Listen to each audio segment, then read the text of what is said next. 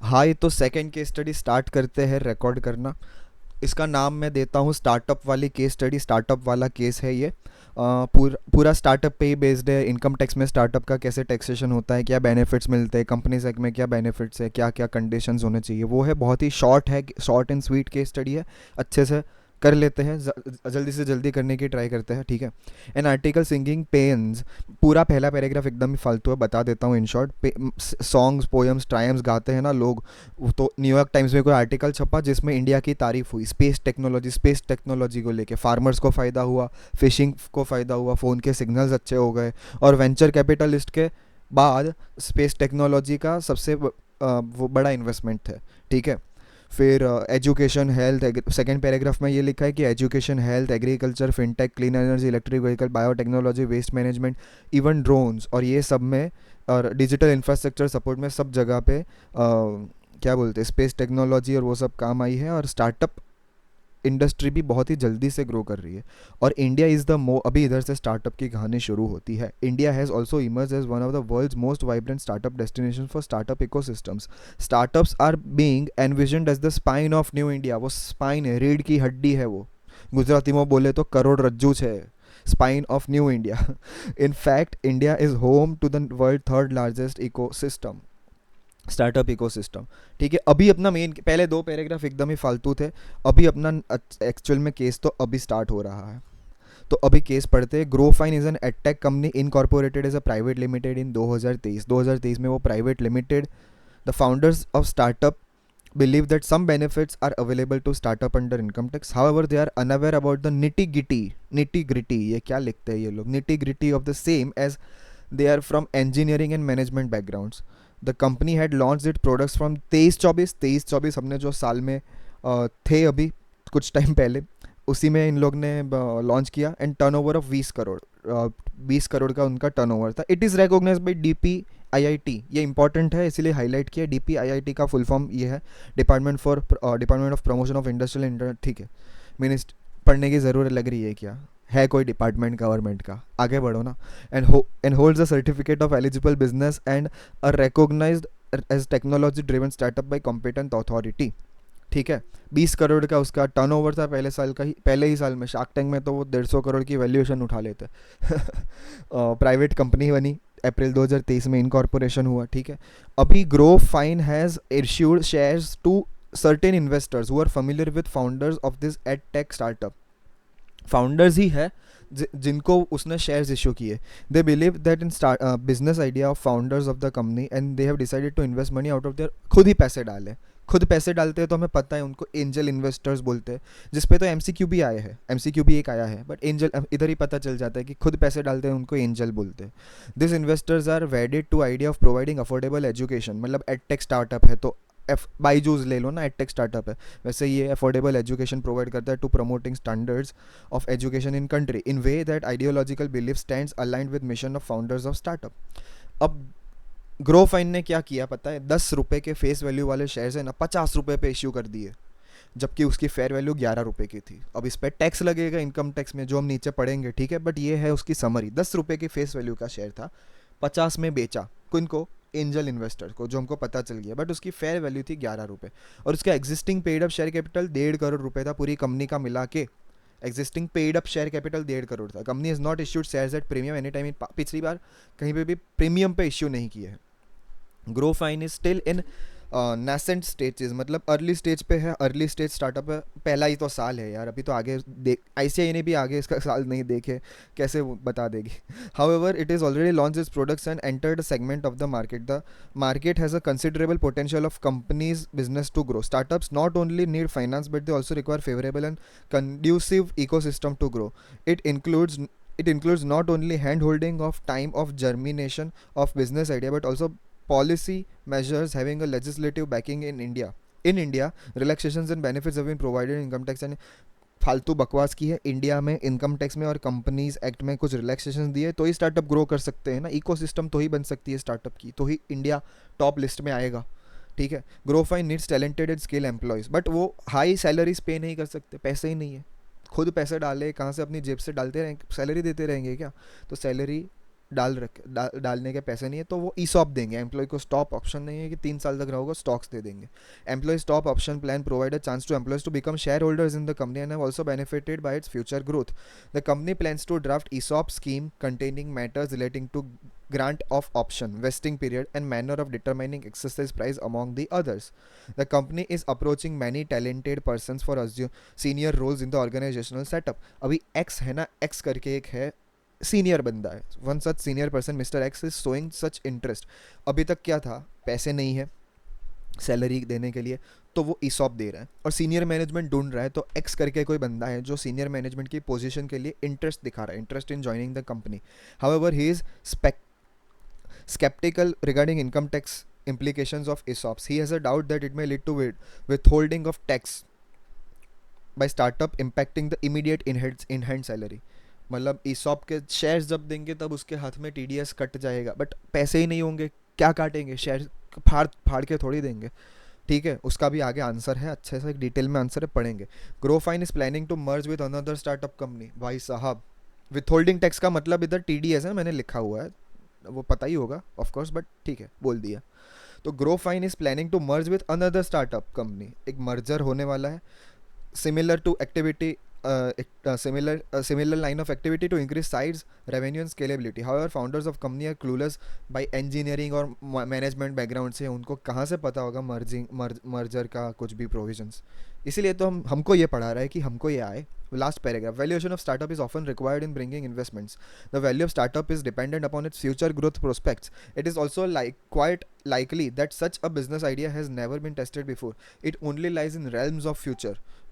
Another problem in startup valuation is totally new in comparable business products and strategies. Startups also depend upon many rounds of funding. Growfine may also approach another set of investor in future rounds of funding. ठीक है, last paragraph में भी valuation का ज्ञान जड़ है कि valuation कैसे हो सकती है, future growth prospects, comparable non comparable business के साथ, न्यू है, non comparable rounds of funding और वो सब।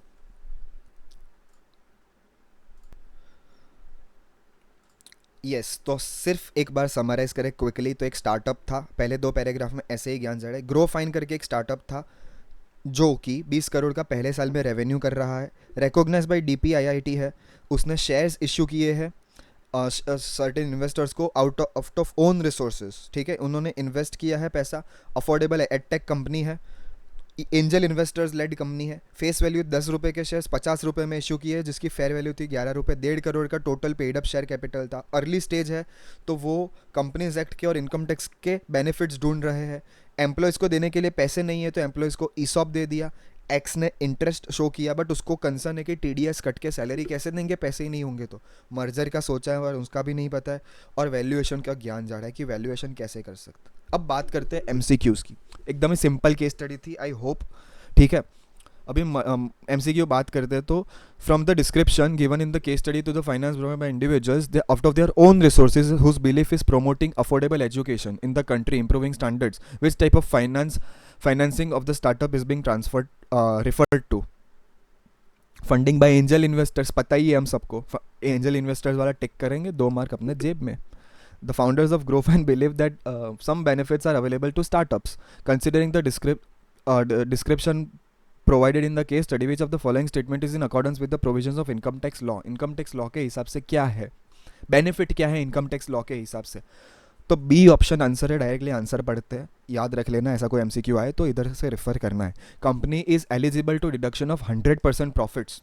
ठीक है, from eligible business for any 3 consecutive, एक साथ होने चाहिए, ऐसा नहीं कि अभी 1-2 साल बाद 1 और 2, ऐसा नहीं, तीनों 3 एक साथ। Consecutive assessment years out of 10 years from the beginning from the year in which startup is incorporated.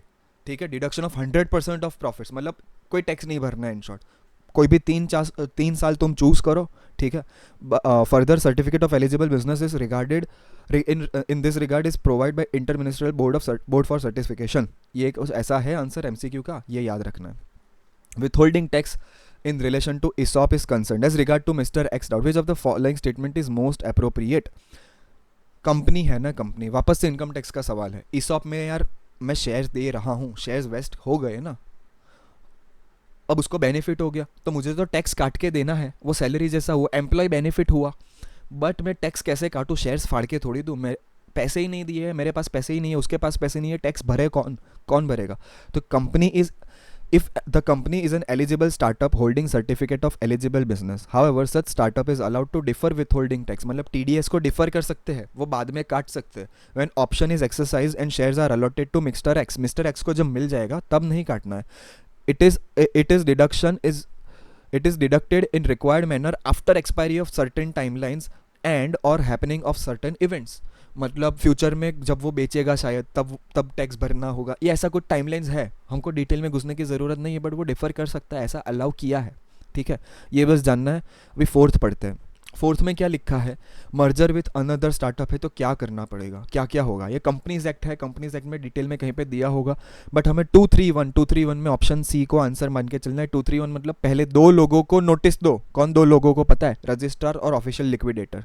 Official liquidator क्यों नहीं पता, रजिस्ट्रार क्यों, क्योंकि हमने और हमारा वो रजिस्टर है। ठीक है, तो रजिस्ट्रार और ऑफिशियल लिक्विडेटर को नोटिस दो, giving notice of propose scheme. ठीक है, फिर तीन लोगों के पास स्कीम फाइल करो। पहले दो तो रहेंगे ही, रजिस्ट्रार एंड ऑफिशियल लिक्विडेटर तो है ही, देखो रजिस्ट्रार एंड ऑफिशियल लिक्विडेटर। तीसरा आ गया रीजनल डायरेक्टर। क्यों पता है? क्योंकि फाइनली वो रीजनल डायरेक्टर के पास ही रजिस्टर होने वाला है, ऐसे याद रख लो और आगे बढ़ते हैं। अभी which of the following is not a factor to be consider for valuing startup. By past performance हम नहीं देख सकते, पास्ट परफॉर्मेंस नहीं देख सकते। एक ही answer, traction, education background, unique. Past performance, अभी स्टार्टअप तो नई कंपनी है, पास्ट परफॉर्मेंस कुछ है ही नहीं, तो वैल्यूइंग स्टार्टअप में पास्ट परफॉर्मेंस से कैसे वैल्यू करें? ठीक है, डिस्क्रिप्टिव आंसर सिर्फ 2 है, लास्ट केस स्टडी के जैसे 3 नहीं है, तो अच्छे से हो जाएंगे। Growfine has issued equity shares to individual having face value of 10। ठीक है, 10 के 50 में बेचे हैं। What are the income tax implications and what is such tax commonly and popularly known as? इसको एंजल टैक्स बोलते हैं। आंसर डिटेल में पढ़ते हैं, और इसका कोई एग्जेम्पशन है क्या? बहुत सारी कंडीशंस है, बहुत बड़ा आंसर है, बट हम अच्छे से पढ़ेंगे। एमसीक्यू वापस से इसके आंसर नहीं पढ़ते, एमसीक्यू आ गए ना। ठीक है, अभी ऐसा है कि सबसेक्शन 2 ऑफ सेक्शन 56, ये अदर सोर्सेज में टैक्स होता है। देखो, इनकम फ्रॉम अदर सोर्सेज में ये इनकम एंजल टैक्स है ना, this tax is commonly and popularly known as angel tax. ये अदर सोर्सेज में टैक्स होता है, but such tax shall not apply where consideration जो है ना, consideration for issue of shares is received by venture capital undertaking. Venture capital undertaking या venture capital company के पास से मिला है तो ये एंजल टैक्स से एग्जैम्प्ट है वो। और कुछ ऐसे क्लास जो गवर्नमेंट ने नोटिफाई किए हैं, कुछ ऐसी कंडीशंस जो गवर्नमेंट ने नोटिफाई की है। तो नीचे ये बहुत सारे पॉइंट्स है जो गवर्नमेंट ने याद नहीं रखने हैं, ओपन बुक एग्जाम है, सिर्फ ऐसे देख के चलते। उसने इन्वेस्ट नहीं करना है। अगर मैं स्टार्टअप कंपनी हूँ, मेरी एक स्टार्टअप कंपनी है मान लीजिए कुश लिमिटेड की, तो कुश लिमिटेड को इन्वेस्ट नहीं करना है। कहाँ कहाँ? बिल्डिंग में या लैंड में। अगर वो स्टॉक इन ट्रेड में है तो चलेगा, बट मैं इमूवेबल प्रॉपर्टी अगर यूज़ कर रहा हूँ, पहले 2 पॉइंट एकदम सेम टू सेम है, यूज़ है और इधर ऑक्यूपाइड है, या मैं ऑक्यूपाई कर रहा हूँ, मैं यूज़ कर रहा हूँ, तो नहीं चलेगा। मुझे बिल्डिंग और लैंड में इन्वेस्ट नहीं करना है। रेंट पे लूँगा तो चलेगा, बट इन्वेस्ट नहीं करना है। स्टॉक इन ट्रेड चलेगा। Loans and advances other than loans and advance extended ordinary, मेरा बिजनेस ही है लोन्स एंड एडवांसेस देने का, तो मैं दूंगा, बट मेरा प्राइमरी बिजनेस नहीं है तो मैं लोन्स एंड एडवांसेस नहीं दूंगा। यार, एक तो एग्जेम्पशन क्लेम करना है मुझे एंजल टैक्स पे, और ऐसा सब भी कर रहा हूँ, कैसे चलेगा? ठीक है, capital contribution made to any other entity, shares and securities, कहीं पे इन्वेस्ट नहीं कर सकता। Motor vehicle, aircraft, yacht, any other mode of transport, actual को 10 लाख से ज़्यादा का मैं कोई भी गाड़ी वाड़ी ले रहा हूँ भाई, तो एंजल टैक्स भर लेना, इतने पैसे है तो। बट 10 लाख से ज़्यादा, ये कंडीशन है कुछ ऐसी। Jewellery other than that, stock jewellery क्यों ले रहा हूँ मैं बिजनेस में? स्टॉक इन ट्रेड में होल्ड किया तो ठीक है, बट अगर ज्वेलरी ले रहा हूँ तो एग्जामेशन नहीं मिलेगा। एनी अदर एसेट, ठीक है। फिर क्या आता है? Further provided that startup should not invest in any above for the period of 7 years. जब मैंने शेयर्स इश्यू किए ना, जो ईयर में, from the end of the latest financial year in which shares are issued at premium. जो मैंने ये case में 10 रुपये के शेयर्स 50 में इश्यू किए, तो 40 रुपये मैंने ज़्यादा लिए ना फेस वैल्यू से, तो एंजल टैक्स लगेगा। बट 7 साल तक मुझे ये कंडीशंस फुलफिल करनी है, from the end of financial year in which shares were issued. ठीक है, अभी ये कंडीशन फुलफिल होगी तो startup can claim exemption from paying such angel tax. ऐसा कोई एंजल टैक्स का क्वेश्चन आए तो इधर पूरा दिया हुआ है, इधर आके रेफर कर सकते हैं। सेकंड क्वेश्चन क्या है, कहाँ गया? Startup Grow Fine is also planning to approach other investors to fund its business requirements. What specific points should be carried while carrying out due diligence or startup for picking up an equity interest in prospective investor? ये इसको मैं बोलता हूँ, क्या बोलता हूँ पता है? स्टार्टअप शार्क टैंक वाला क्वेश्चन. शार्क टैंक अगर आप देखते हो, नहीं देखते हो तो देख लो, 1 घंटा क्या जाता है, 1 घंटा टाइम पास करते हो, शार्क टैंक देख लो, ये आंसर याद रह जाएगा. मतलब शार्क टैंक वाले पॉइंट्स पूरा नहीं पढ़ूंगा. बैकग्राउंड ऑफ प्रमोटर्स, आप क्या करते हो वो पूछते नहीं है नमिता जी. प्रमोटर्स और उनके आपका बैकग्राउंड क्या है, कहाँ से पढ़ो. फ्यूचर ग्रोथ एंड नंबर्स, आपका फ्यूचर का क्या प्लान है, बिजनेस मॉडल क्या है, टाइप ऑफ सर्विसेज क्या है, फिर स्पेसिफिक कस्टमर की नीड्स, यूनिक कस्टमर, आप में यूनिक क्या है, आप में डिफरेंशिएशन क्या है, ऐसा सब पूछते नहीं है. पोटेंशियल टू स्केल अप, आप कैसे स्केल अप करोगे, मार्केट साइज क्या है, आप जो बिजनेस में सुना नहीं है 4,000 करोड़ का मार्केट है, ऐसा सब, and likely obtainable market size में, ऐसा ऐसे सब पॉइंट्स है. मतलब शार्क टैंक वाले पॉइंट्स है. Extent of competition in the market, market में कंपटीशन क्या, आपका कॉम्पिटिटर्स क्या है. एग्जिट एवेन्यूज, अगर मैं इन्वेस्ट करता हूँ 10 करोड़, जैसे कि कोई शार्क कर किया नहीं अभी तक 10 करोड़, बट अगर मैं करता हूँ तो एग्जिट एवेन्यूज क्या होंगे. पोटेंशियल फ्यूचर एक्वायर्स, आपको कोई एक्विजिशन की ऑफर देगा तो क्या होगा.